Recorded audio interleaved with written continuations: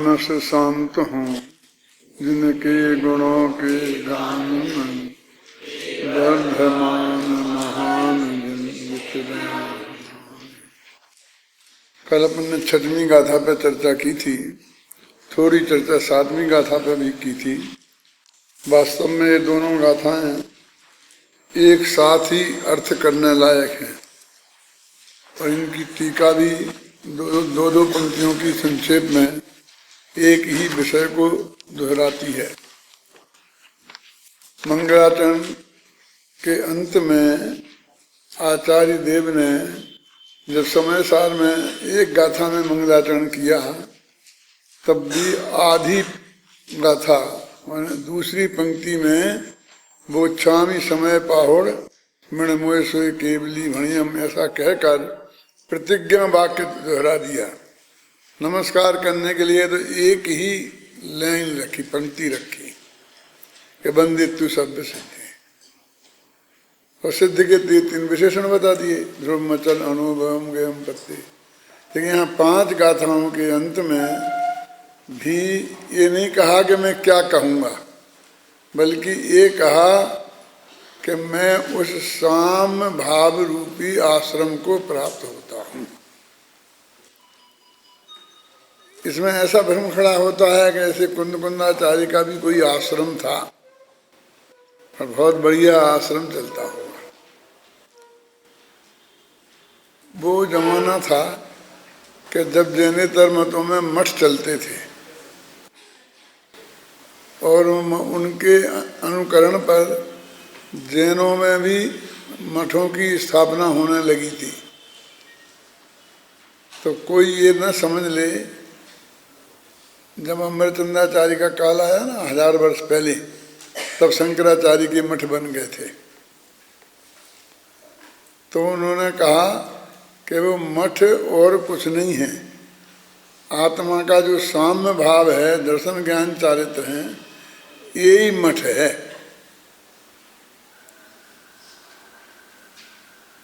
इसी आश्रम को वो प्राप्त हुए, वे कोई लौकिक आश्रम सुख सुविधाओं वाले नहीं। वो तो कहते हैं मैं दर्शन ज्ञान चारित्र को प्राप्त होता हूँ। फिर सबसे पहले प्रश्न खड़ा हुआ कि जिस आश्रम को आप प्राप्त होते हो, साम्य भाव को प्राप्त होते हो, उससे मिलेगा क्या? ये कल ही कहा था कि व्यापारी समाज है, जैन समाज, ये हमें इससे क्या लाभ होगा, इसका नक्की किए बिना वो एक कदम आगे नहीं बढ़ता है। और इसलिए समझाने वाले भी उसे पहले ही बताते हैं कि ये व्यापार करोगे तो तुम्हें ये लाभ होगा। तो उन्होंने कहा कि उसे मोक्ष सुख की प्राप्ति होगी, लेकिन जगत में जीव ऐसे भी होते हैं ना कि मोक्ष तो ठीक है, वो तो अंत में मिल जाएगा, जब मिलेगा मिल जाएगा। और हमने सुना कि 5वें काल में तो मोक्ष होता ही नहीं है, और क्या मिलेगा? तो उन्होंने कहा चक्रवर्ती हो जाओगे, इंद्र हो जाओगे, असुरेंद्र हो जाओगे। तो फिर प्रश्न खड़ा हुआ कि ये उसी चीज से मोक्ष भी प्राप्त होगा और उसी से इस संसार के भोग सामग्री भी प्राप्त होगी। जरा विचार तो करो, अपन को ये सुन करके मुंह में पानी आ जाता है। चक्रवर्ती हो जाएंगे, इंद्र हो जाएंगे, लेकिन ये सब मिलेगा क्या कि साहब चक्रवर्ती हो जाओगे ना? तो अभी तो आपको पता नहीं है, 18 करोड़ घोड़े, 84 लाख हाथी चक्रवर्ती का मतलब, कितनी 96,000 शादियाँ और कितना कितना वैभव होगा, तुम्हें उसकी कल्पना नहीं है। वो मनुष्यों में सर्वश्रेष्ठ होता है। तो कहते इस सब का एक नाम क्या है जैन धर्म में? इनको एक नाम से कहें तो क्या कहेंगे? तो कहेंगे परिग्रह। ये सब परिग्रह ही तो है ना, और भोग सामग्री तो है ना। सब मजा आएगा, फिर भोगेंगे और सब सुविधा, कोई दिक्कत नहीं, ये तो मजा आएगा ना। तो मजा आना ये क्या है? संसार के 5 इंद्रियों के विषयों में मजा आना ये क्या चीज है? तो कहते परिग्रह, परिग्रह है ये। और परिग्रह मिलेगा, 5 इंद्रिय के विषय भोग मिलेंगे और उन्हें भोगेंगे तो पाप बंधेगा, और पाप बंधेगा तो नरक जाएंगे। तो ये तो एक बीच में आड़त दे के नरक में जाने की बात हो गई ना। कहने नहीं, चक्रवर्ती तो सब मोक्ष जाते हैं, उनने भी लिखा कि मोक्ष जाएंगे इन पदों को भोग करके।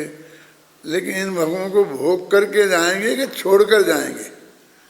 भोगना छोड़कर जाएंगे वो मोक्ष में, कि भोगते भोगते जाएंगे, कि भोग कर जाएंगे? कि भोग के जाना शर्त है कि जब तक तुम इनको पहले भोग के आओ। जैसे जनेता दर्शनों में कहते हैं मालूम कि अपुत्रस्य गतिर् नास्ति, जिसके बच्चा नहीं होता है उसे मोक्ष नहीं मिलता। सुना कभी? अपुत्रस्य गतिर् नास्ति, गति नहीं है, मानो मोक्ष की तरफ, धर्म की तरफ उसकी गति नहीं है। तो शंकराचार्य जब संन्यास लेने लगे तो उनके गुरु ने मना कर दिया कि हम तुम्हें संन्यास नहीं दे सकते हैं। क्यों? पहले जाओ गृहस्थ अवस्था में रहो, शादी करो, बाल बच्चे पैदा करो, पुत्र पैदा करो, फिर उसको घर गृहस्थी में व्यवस्थित जमा दो, आजीविका से लगा दो, तो फिर तुम दीक्षा लेने आओ तो हम तुम्हें दीक्षा देंगे। हमें हंसी आती है, लेकिन ये वो जमाना था कि जब जैन और बौद्ध साधुओं का इतना जोर का प्रचार था कि जो भी उनके व्याख्यान में जाता था, बुद्धिमान से बुद्धिमान आदमी वो सब दीक्षा ले लेते थे, ब्रह्मचारी हो जाते थे। तो धीरे धीरे उन लोगों का ये कहना है, जो लोग अपुत्र से गति नहीं कहते हैं, कि अच्छी नस्ल तो बंद हो गई पैदा होना, और अब ये गरीब भूखा ना समझ ऐसे नीची जाति वाले, नीचे वो वाले, ये लोग संतान पैदा करते रहते थे। तो असली नस्ल तो खत्म हो गई, और ये हिंदुस्तान में ये ऐसे लोग बचे गए। तो इसलिए पहले जो बुद्धिमान लोग हैं, जो दीक्षा लेकर के देश का कल्याण, समाज का कल्याण करना चाहते हैं, पहले संतान पैदा करके आए। यानी उस वजह से आज कहते ना, इतने मुसलमान कहते हमें तुम ज़्यादा संतान पैदा करो, और तो तुम लोग भी कहने लग गए हो कि संतान ज़्यादा पैदा करो। भले इतने डर के मारे नहीं कहते हो, लेकिन अंदर में तो ये अंदर ये बात चलती है कि नहीं चलती है, कि ऐसे नस्ल खत्म नहीं हो जाए, अच्छे लोगों की संतान पैदा हो। तो इसलिए वो कहते थे अपुत्र से गति नास्ति। जो अच्छे अच्छे राजकुमार होते थे सब दीक्षा ले लेते थे, अच्छे अच्छे सेठों के बच्चे होते थे दीक्षा ले लेते थे, पढ़ते थे वो दीक्षा ले लेते थे, तो उनकी आगे नस्ल बढ़ती नहीं थी। वे कहते थे अपुत्र से गति नास्ति। तो लेकिन हमारे पीछे तो 10, 20, 50 वर्ष का संकट खड़ा हो गया। पहले बच्चा पैदा करो, फिर वो बड़ा हो, फिर उसे पढ़ाओ लिखाओ, फिर आजीविका से लगाओ, और जब वो पूरी तरह से स्वतंत्र हो जाए, तुम्हारी अपेक्षा नहीं रहे, तो धीरे धीरे तुम वानप्रस्थ आश्रम लेकर के दीक्षा लो, फिर तुम बाद में लो। ये उन्होंने आश्रम व्यवस्था बनाई थी, जिसे आज भी पसंद किया जा रहा है। इसलिए मैं ये कहता हूँ कि उसके पीछे तर्क है, उसके पीछे लोगों का थिंकिंग है, लेकिन वो थिंकिंग मुक्ति के मार्ग का नहीं है। संसार कैसा बसा रहे, संसार कैसे फलता फूलता रहे, वह इसी की व्यवस्था है ना।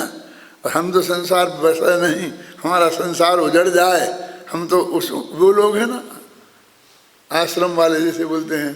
तो इसलिए वो कहते हैं कि नहीं।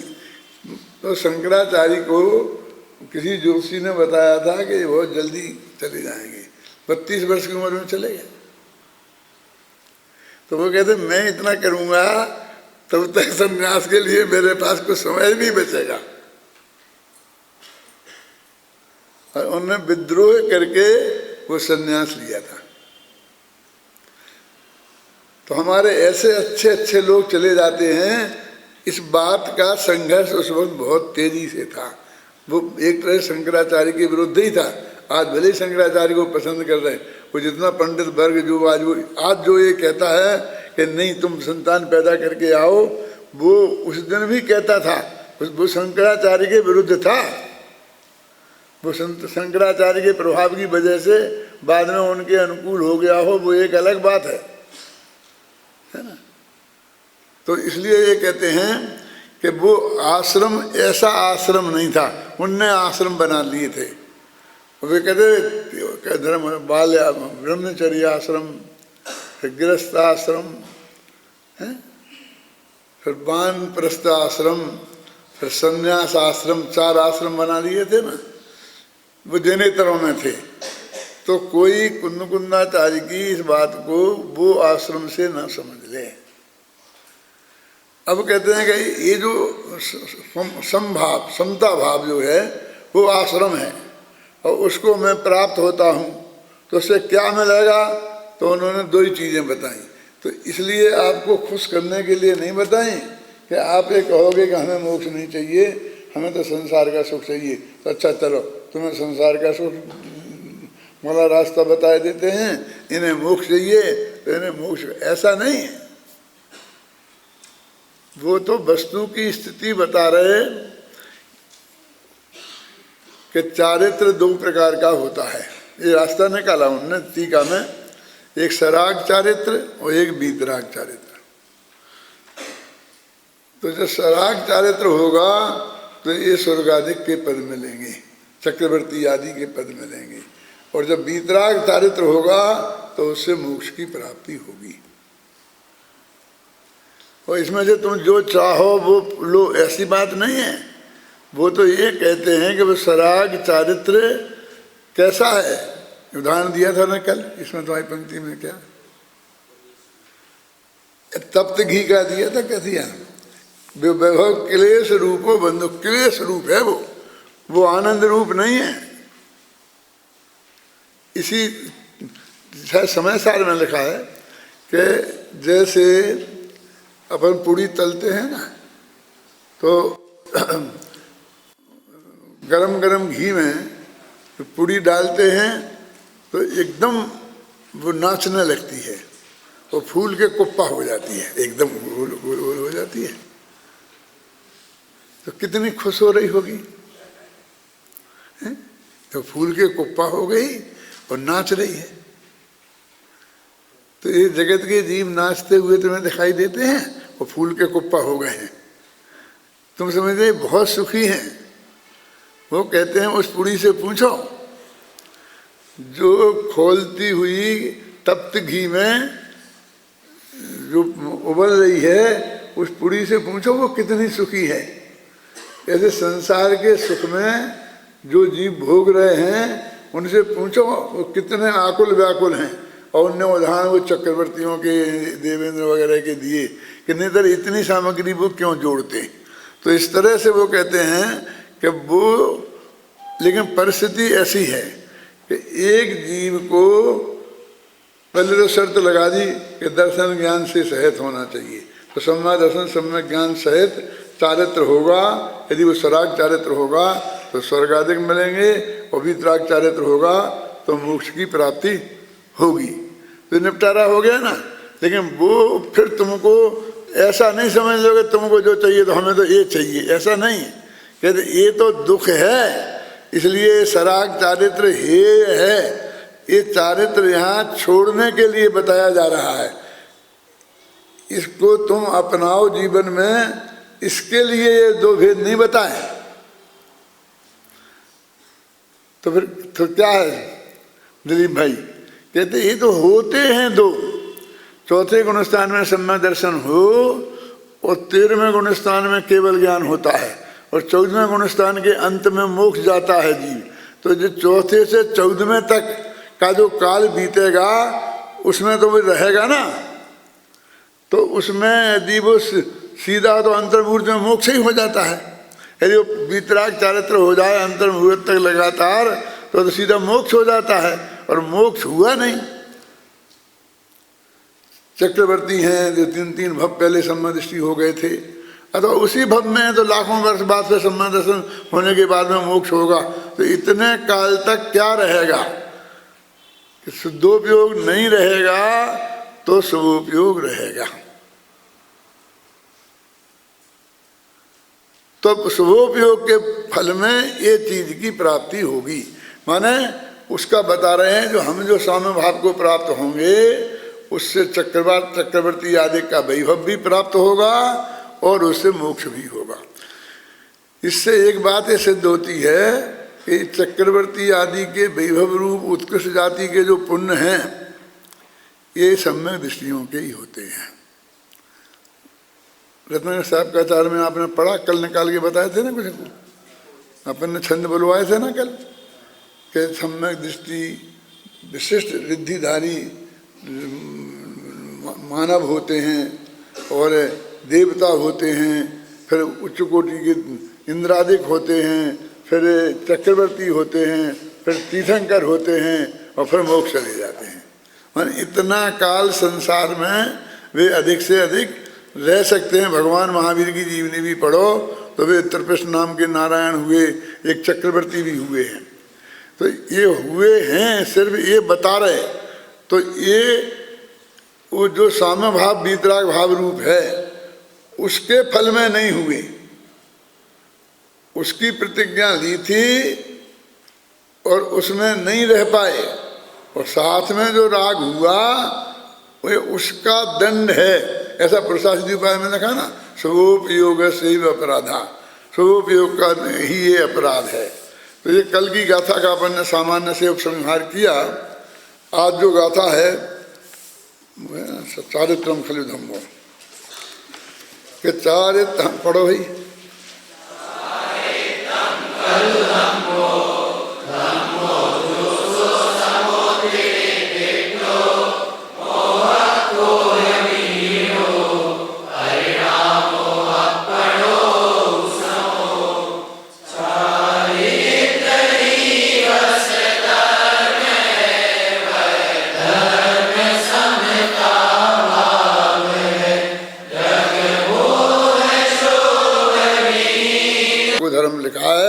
और ये लोग चारित्र नहीं मानते। क्या हम तो चारित्र मानते हैं, लेकिन दिक्कत ये है कि तुम जिस चारित्र को यहाँ धर्म लिखा है वो चारित्र नहीं, तुम तो ये वृत्तुब्बास आदि करके थोड़े एक टांग से खड़े हो गए कि इसको चारित्र मानकर और उसका फल मान रहे हो। वे कहते उन्होंने साथ में परिभाषा भी की कि जिस चारित्र का फल साक्षात मोक्ष होता है, साक्षात जो धर्म है वो क्या है, मोह क्षोह विहीणो परिणामो अप्रणोह समो। जो आत्मा का परिणाम मोह और क्षोभ से रहित है वो साक्षात धर्म है। मोह माने दर्शन मोह, दर्शन मोह माने मिथ्यात्व, और क्षोभ माने राग देश। 25 कसाएं क्या रह गया, 25 कसाएं और मिथ्यात्व, इनसे रहित जो आत्मा का परिणाम है। तो मिथ्यात्व से रहित सम्यक दर्शन है और 25 कसाओं से रहित समझिए ना सम्यक चारित्र है। तो सम्यक दर्शन, सम्यक ज्ञान और सम्यक चारित्र से सहित जो परिणाम है वो साक्षात धर्म है और वो चारित्र है। उस चारित्र की बात है ये जिसको तुम वृत्तुब्बास आदि करके थोड़ा बहुत बाहर से पाल कर और अपने को चारित्रवान मान लिए हैं और सामने वालों को दूसरों को चारित्र से हीन मान लिया है। और वो भी क्रियाकांड भी कौन सा, सब धर्म में अपना अपना अलग अलग कुछ क्रियाकांड बना रखा है। वो हमारे धर्म में वही चारित्र नहीं है और तुम्हारे धर्म में वही चारित्र है। मेरे पास आज एक पत्र आया है दादा, और उसमें यही बातें लिखी हैं कि वो कबीर का भी था तो कबीर का सच्चा है कि ये सच्चा है, फिर उनका भी था, फिर ऐसे बहुत बहुत वो सब लिखे, फलाना का था। मैंने इन सब के बारे में अपन को सोचना चाहिए, हमारा ही सच्चा है, ऐसे पक्षपात में अपन को नहीं पड़ जाना चाहिए। ऐसे 10-15 प्रश्न लिखे।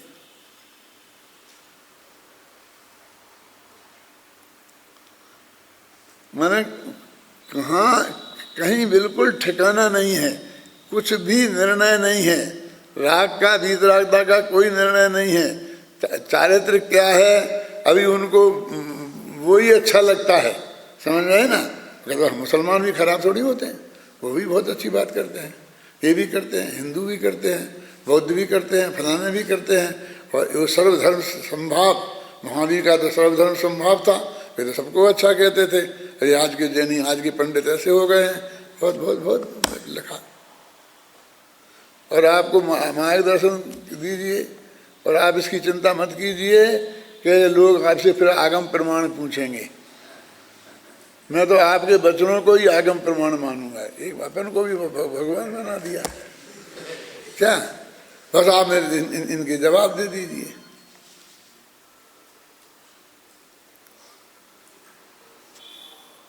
मैंने जवाब लिखा। क्या लिखा मैंने आपको कि भाई साहब, आपको अभी अंदर से बहुत धगस है धर्म क्या है इसको जानने की, और सबके करके इसकी खोज करने की बहुत अंदर से तीव्र इच्छा है ना। और उसके लिए आप अंदर से पुरुषार्थ भी काफ़ी कर रहे हैं, उत्साह भी बहुत है। ये सब देख करके प्रसन्नता होती है। और मैं तो बिल्कुल जैसे बोलते हैं ना, मैं शब्द याद नहीं आ रहा कि मैं तो वैसा आदमी हो गया हूँ। मैंने अपने निर्णय, जो भी मुझे निर्णय करना था, सोचना था, समझना था, विचारना था, वो कर लिया है मैंने विचार। और विचार करके मैं एक निश्चिंत निर्णय पर पहुँच गया हूँ। अब मुझे कुछ भी नया जानने का, नया सोचने की बिल्कुल भी भावना नहीं है, मेरा विचार नहीं है। अब मैं इस शांत भाव से इसमें ही रहना चाहता हूँ। आप में उत्साह बहुत है, आप करिए इस काम को, जो भी करना कर रहे हो। लेकिन यदि आप मेरे से सलाह मांग रहे हैं और आप तो वचन जैसा मानकर उसको आप मानोगे, तो मैं बिना मांगे ये सलाह देना चाहता हूँ कि 1 साल तक जो आपकी सारी खोज बंद कर दो और कुंदाचारी के शास्त्रों को आप पढ़ो और गहराई से समझने की सत्य मान के, कि ये नहीं कि इनकी हमें जांच करनी है, यही परम सत्य है, ऐसा मान के पढ़ो। तो मैंने वो सब शास्त्र उन्हें भेज दिए, बंडर का बंडर बना करके भेज दिए। एक करो तो ठीक है, नहीं तो आप अपने रास्ते पर लगे ही रहे हो, बढ़िया है। अभी मेरे को इसमें ज़्यादा बात करने का रस नहीं है, उत्साह नहीं है ज़्यादा बात करने का। इतना अत्यंत विनय पूर्वक मैंने उनको मना कर दिया कि अभी आप मेरे से नहीं पूछें कुछ, क्योंकि मैं वहाँ से शुरू नहीं कर सकता। क्या कि कबीर सही हैं कि कुंद कुंद सही है, दोनों ही संत हैं, वहाँ से शुरू नहीं कर सकता हूँ। तो आज नए नए जो लोग हैं वो ऐसे पैदा होते हैं। मेरे कहने का मतलब ये है, मैंने कहा कितना बहुत बड़ा ढेर सारा अभी तो आपके लिए काम है, मैंने इन सब में से निकालना है। अब मैं भी जहाँ पहुँच गया हूँ वो अब मेरे को कुछ रहा नहीं है कहीं से निकालना करने का। मैं तो जो निकालना था वो निकाल चुका हूँ। दोनों की बिल्कुल अलग अलग स्थिति हो गई है।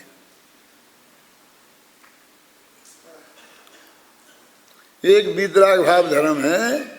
कुंद कुंद ने इतना कह दिया था, अमरचंद को वो भी बर्दाश्त नहीं हुआ, तो उन्होंने उसमें भी ये लगाकर क्लेश रूप वैभव को भोगता है।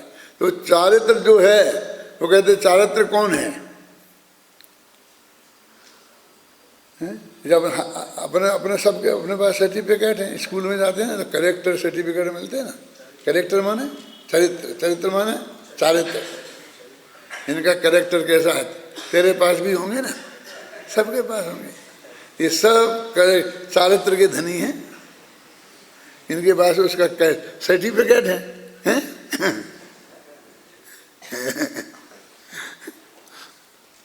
चारित्र क्या है न सर्टिफिकेट देने वाले को पता है न लेने वाले को पता है?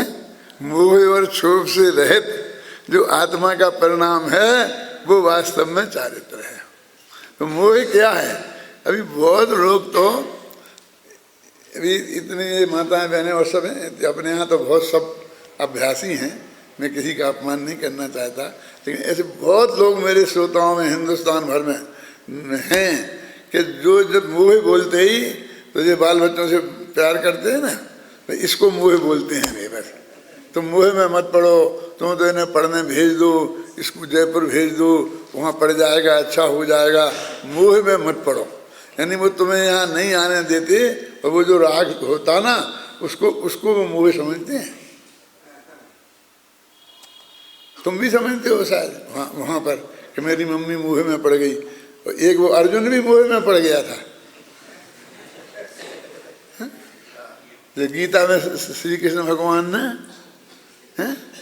इतना समझाया, से पूरी गीता लिख दी उसमें, वो भी अर्जुन मोह में पड़ गया था। क्या मोह हुआ था उसको कि ये सामने युद्ध में जो खड़े हैं ये सब मेरे भाई बंद हैं। तो ये तो सही बात थी ना, ये कौरव और पांडव तो भाई बंद ही थे ना, और इसलिए मैं इन्हें नहीं लड़ नहीं सकता, मैं इनकी हिंसा नहीं कर सकता।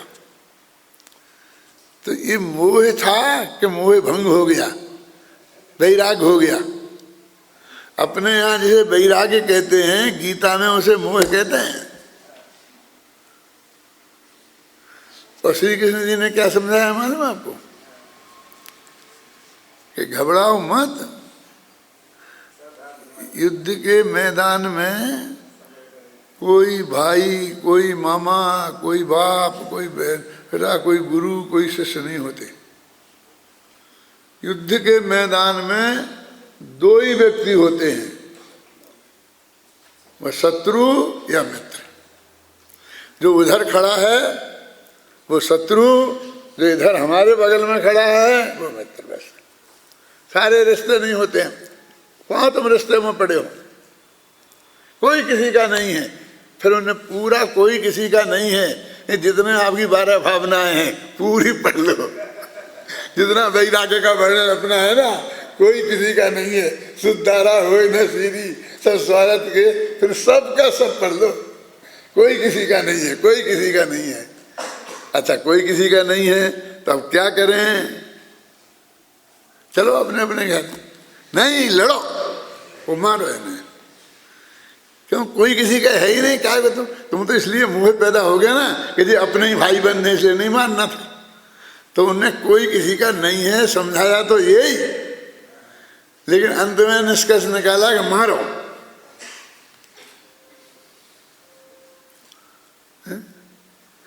मैंने मेरे कहने का वो मोह शब्द के कितने अर्थ निकल जाएंगे। और यहाँ मालूम क्या कह रहे हैं मोह शब्द का अर्थ? मैं कल बता चुका हूँ बहुत कुछ, इसलिए तुम लोगों से अपेक्षा करता हूँ कि तुम लोग बिल्कुल सही समझ गए होगे, है ना। वो मोह माने ये पदार्थ मैं हूँ, ये मेरे हैं, मैं इनका कर्ता भोगता हूँ, ऐसा मानना उसका नाम मोह है। बस इस मान्यता का नाम मोह है। वो आपके मन तक ही सीमित है, वो क्रिया में भी व्यक्त नहीं होती, वो वाणी में भी व्यक्त नहीं होती। वो तो मान्यता है ना, अपनापन माने अपने त्रिकाली ध्रुव भगवान आत्मा को छोड़कर सारा जगत में अपनापन, इसका नाम मोह है।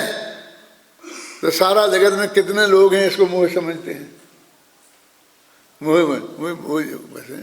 और फिर क्षोभ माने राग देश। 25 कसाएं वो क्षोभ है। और ये 25 कसाएं होना, तो कसाएं हम गुस्सा को ऐसा समझते हैं ये कसाय है कि 25 कसायों के नाम तो तुम्हें मालूम है, फिर एक एक पे गंभीरता से विचार करो। और ये कहा है कि 10वें गुणस्थान तक कसाय होती है। अब वो कसाय को 10वें गुणस्थान में खोजो और तुम्हें मिल जाए उसको, वो भी कसाय है। अकेले जो इसे गुस्सा आ रहा तो इसे बहुत कसाय है, और ये तो बिल्कुल शांत है, इसे तो किसी से कसाय है ही नहीं। मैंने कसाय नहीं है इसे, बिल्कुल करना ही बिल्कुल नहीं है। तो यहाँ कैसे है? तो मोक्ष में होना चाहिए था। निगोदिया के भी 23 कसाएं होती हैं और प्रकट में होती हैं। अभी 25 कसाएं सम्मा दर्शन नहीं है तो 24 घंटा बिल्कुल उदय रूप हैं। मतलब ऐसा नहीं कि अंदर अंदर में शक्ति रूप होंगी। मंदोदय होगा जो तुम्हें इससे पता नहीं चलता बाहर से दिखाई देने में, लेकिन हरेक को अभी हमें गुस्सा आ रहा है, तुम्हें भी आ रहा है, हास्य भी है, क्रोध भी है, मान भी है। ऐसा थोड़ी है ये होगी तो ये नहीं होगी, ये तो मंदता और तीव्रता की बात है। जब शास्त्रों में बताइए कि इतनी कसाएं हैं तो ऐसी थोड़ी बताएंगे कभी ये होगी कभी वो होगी। वो कभी मंद तीव्र होगी ये बात है, लेकिन कसाएं सब विद्यमान है 25। तो इनसे रहित जो आत्मा का परिणाम है वो उसका नाम धर्म है, उसका नाम चारित्र है, उसका नाम समता भाव है। उनने साथ में परिभाषा भी दी। अब हम उस परिभाषा को समझते ही नहीं हैं। वो चारित्र के नाम पर कुछ भी, कोई भी क्रियाकांड, देह की क्रिया और वचन की क्रिया और मन की क्रिया, जबकि तो वो कहते हैं तीनों क्रिया तो जड़ की क्रियाएं हैं। ये तो पुद्गल जड़ है, मन भी जड़ है, वचन भी जड़ है, काया भी जड़ है, और हम इनमें कुछ करके उसे चारित्र मानते हैं। और उस चारित्र मानते हैं, इस शरीर को तपाते हैं, धूप में बैठ जाते हैं और कहते हैं तपश्चर्या कर रहे हैं। एक टांग से खड़े हो जाते हैं और कहते हैं तपश्चर्या कर रहे हैं। और ऐसे भी होते हैं कि डंडा ले लेके ऐसे मारते हैं ना, छड़े क्या खून खच्चर हो जाते हैं और उसे भी तपश्चर्या करते हैं और सबको दिखाते हैं, जुलूस में निकलते हैं ऐसा पीट के खून खच्चा शरीर हो करके। और कितना तपस्वी है, देखो कितना तपस्वी है। एक आदमी एक टांग से खड़ा रहता है और बताते हैं एक टांग से खड़ा रहता है, इतना 3 वर्ष से एक टांग से खड़ा है। हम गए थे एक ऐसे दर्शन करने, तो वहाँ ऐसे दोनों तरफ डंडे लगे थे और डंडे पर दोनों ये हिस्से को ऐसा लगाया था और बस टांग ऊपर करे थे, ऐसे एक पैर से करे। अब वो सारा वजन हाथ में डाल दिया। वो तुम्हारे बच्चों के खेलने के होते हैं ना, ऐसे लगा देते हैं, ऐसे उनके नाप से बनवा के लगवाए थे और उन पे वो रात में ऐसे ही सो जाते थे, उसी पे ऐसे ही हाथ से और ऐसे ही करके सो जाते थे। और बस वो तपस्वी हो रहे थे इतने दिनों से, इस शरीर की क्रिया की तपस्या हो रही थी। हैं कोई वाणी से कुछ न कुछ बोलते रहते हैं, बोलते रहते हैं, कोई काया से करते रहते हैं। मैं दक्षिण भारत में गया था, वो शांति कुमार तुम्हारे इधर एरिए में वो 2-3 गाँव हैं, 2-3 गाँव मैं भूल गया हूँ। उधर वो मील है ना, गन्ने का मील है उधर, सब वो तुम्हारे ही पास में है सब। तो उन गाँव में एक मुनिराज थे, तो उनने 3 कमरे इतने बड़े बड़े, कम से कम 15 बाई 15 के, वैसे कागजों से ढेर लगा के भरे थे कि महाराज ने लिखे। महाराज ने इतने शास्त्र लिखे, कितने 3-4 कमरे 15 बाई 15 के ढेर लग के भरे थे। क्या लिखे कि बस नमोकार लिखते रहे, नमोकार मंत्र लिखते रहे। एक कागज उठाया और नमोकार मंत्र लिखना शुरू किया, दूसरा तीसरी दफे होते होते कागज पूरा हो गया, तो फिर नमोकार मंत्र लिखते फिर कागजों का बंडल हो गया, उन्हें बांध के वहाँ रखवा दिया। तो दूसरे कागज लाए बाजार से, और लिखते वो आप देख लो। और उन्होंने निकाल उठा के बताया कि देखो साहब पूरे बिल्कुल लिखे हैं, कहीं खाली नहीं है ये सब। और इसमें धर्म हो रहा है, अब क्या बताएं। और आप समझाओ, कुछ समझाना हो। क्या समझा उस महाराज को। मैंने अभी इसलिए कहने की हिम्मत पड़ती है कि वो कोई ऐसी छिपी हुई चीज नहीं थी। वो उस गांव वाले वे सब लोगों को लाला करके दिखाते थे। रावजी भाई का गांव था ना, है कौन सा, सुनाई नहीं दिया मुझे कुछ भी हो। लेकिन वो जो अपने मोती, वो गांधी जी, M.K. गांधी थे ना, लंदन वाले आते थे, उनका गांव, वो सब वो उन गांवों की बात है। कब गया था? भगवान महावीर के 25वें निर्वाण वर्ष में, सन 74 में, तब मैंने देखा था। तो इसको चारित्र मान ले, इससे मोक्ष हो जाएगा। लेकिन चारित्र मोक्ष होने के लिए इतना समय चाहिए ही नहीं। करोड़ों वर्षों तक तब की बात कही थी ना, जैसे करोड़ों वर्षों तक करना ही नहीं, इतना ज्यादा करने की बात ही कहाँ है। वहाँ तो काल भी अंतर्मुहूर्त है और काम भी सिर्फ इतना सा है कि उपयोग बाहर से जा करके अंदर में त्रिकाली ध्रुवात्मा पे जाए माने जाने और जानता रहे, बस इतना सा है नाम। तब इसमें टांग ऊपी करने की, नीचे करने की कहाँ जरूरत है? ये 10 उपवास की 20 उपवास की कहाँ जरूरत है, बता मुझे। तुमने तो शास्त्र अभी पढ़ रहे, देख रहे ना, 4-4 साल हो गया। तुम्हें अंदर से लगता कि नहीं लगता कि हमारे कहने की बात है? और हमारा कोई प्रेशर है तुम पर, कोई दबाव है कि तुम नहीं मानोगे तो हम तुम्हारे पास ऐसा करेंगे, और मानोगे तो हम तुमको ये पुरस्कार दे देंगे, नौकरी लगवा देंगे, ऐसा कुछ है? कुछ नहीं। हम तो तुम्हारी शक्ल जानते तक नहीं है, हम तो तुम्हें पहचाने नहीं। स्मारक के बाहर मिलो तो तुम्हें पहचानेंगे नहीं, और स्मारक में कौन सा पहचान लेंगे? नहीं, सच बोलता हूँ। अरे हम क्यों इतना उपयोग स्थिर करें? स्थिर करें तो इधर करें ना, बाहर में हम इतना उपयोग स्थिर क्यों करें? नहीं करते हैं। तो उनको क्या लेना देना है इससे करके? कभी धर्म तो इतना सा है, चारित्र तो इतना सा है, सबसे बड़ा तप है ना ध्यान, जिसके अंतर्मुहूर्त करने से केवल ज्ञान होता है। अब करोड़ों वर्ष का काम कहाँ है? मेरी समझ में नहीं आता। कोर्स कहाँ है?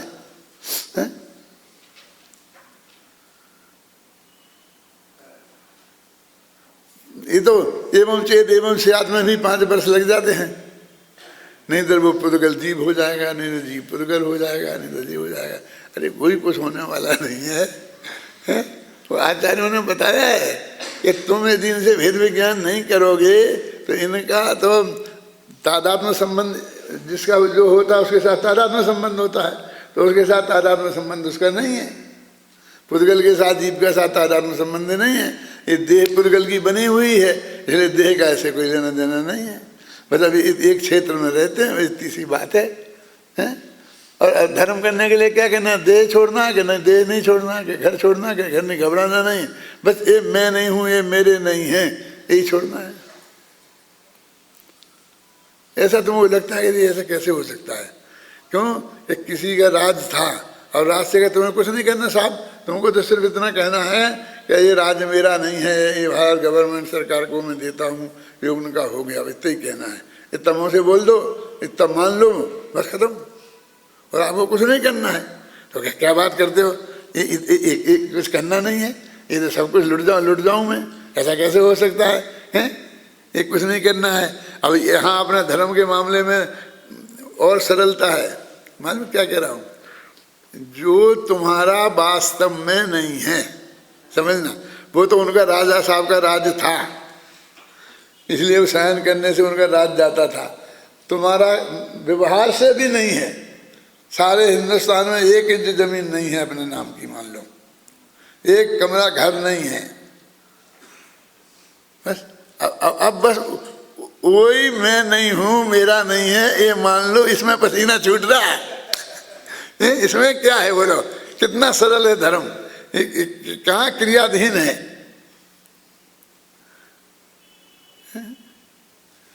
भगवान महावीर ने जो तपस्या की वो क्या किया? कौन सी तपस्या की? पैरों में छाले पड़ गए तो पैरों को मोक्ष होगा, हैं? कुछ नहीं है। ये वास्तव में धर्म है। तो इस धर्म को हम जब तक नहीं समझेंगे गहराई से, कौन सा? मोह खोह बीणो परिणामो अपनो ही समो, ये नमोकार मंत्र जैसा पढ़ने लायक पंक्ति है ना? ये जो 4 पंक्तियां हैं ना अभी अपन पढ़ रहे हैं, मेरा तो इनमें से चित्त ही नहीं हट रहा है। 3-4 दिन से मेरे दिमाग में यही घूम रही 24 घंटे हैं। मोह खोह विहीनो, एक जगह एक गाथा और ऐसी है जिसमें एक पंक्ति हुबहू है। अष्टपहड़ में है वो गाथा, भाव पहाड़ में।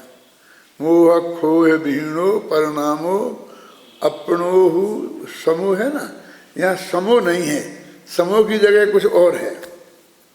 बस बाकी पूरी की गाथा ऐसी ही की ऐसी है।